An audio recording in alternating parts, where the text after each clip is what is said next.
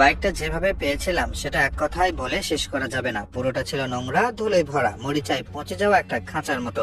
Seat ফাঁকা, handle খোলা, চাকা ঘুরে না। যে দেখে সে বলবে এই বাইক দিয়ে আর কিছু হবে না, কিন্তু আমি ঠিক করলাম একে আবার তুলবো। একেবারে খুঁটিনাটি খুলে নতুন করে গড়ে তুলবো, যেমনটা হওয়া উচিত।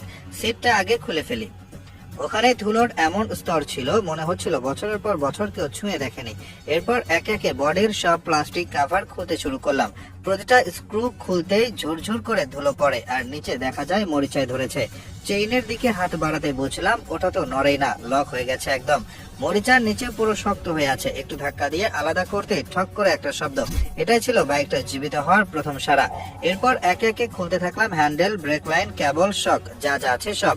ইঞ্জিনটা আলাদা করে রাখলাম, কারণ ভেতরে তেল জমে শুকিয়ে গেছে।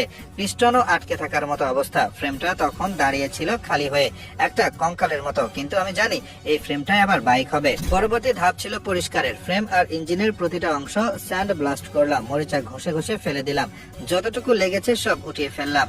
এরপর শুকিয়ে নিয়ে লাগালাম প্রাইমার, তারপর কালো রং, ম্যাট ফিনিশ। বাইকের পুরনো ছায়াটা তখন উঠে গিয়ে একদম নতুন এক লুকে দাঁড়ালো। ছোট ছোট যেসব যন্ত্রাংশ থাকে, spring, bolt, brake shoe, lever, fuel cup, এসব আলাদা করে নিয়ে একটার পর একটা পরিষ্কার করে রাখলাম। পুরনো স্টিকার ওঠাতে হিট গান ব্যবহার করলাম, ময়লা তুললাম স্ক্র্যাপার দিয়ে। পরে সব প্লাস্টিক অংশে নতুন রং দিলাম, সিলভার বডি আর আগুনের মতো অরেঞ্জ ডিটেইলিং। রং শুকাতে সময় নিল, কিন্তু শেষ হলে বাইকটা দেখতে একেবারে নতুন। কিন্তু ওটা সেই পুরনো বাইকটাই নিজের শরীরে ফিরে এসেছে।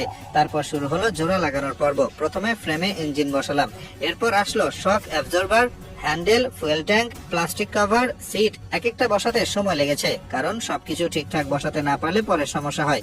ব্রেক ক্যালিপার আর কেবল লাইন লাগালাম নতুন করে, টাইট করে স্ক্রু দিলাম, একটাও ঢিলা না।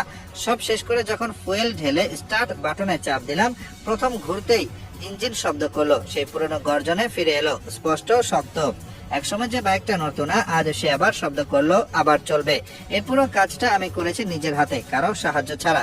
এক একটা পার্ট ধুয়ে ঘষে রং করে বসিয়ে আবার চেক করে। বাইকটা এখন রাস্তায় নামার জন্য তৈরি, না শুধু চলার জন্য, বরং আগের থেকেও ভালো পারফর্ম করবে। এটাই রিস্টোরেশন। পুরনো কিছু ভেঙে গেছে মানে সেটা ফেলে দেওয়া যায় না। সময় দিলে, খাটনি দিলে আগের থেকেও শক্ত হয়ে ফিরে আসে। এই বাইকটাই তার প্রমাণ।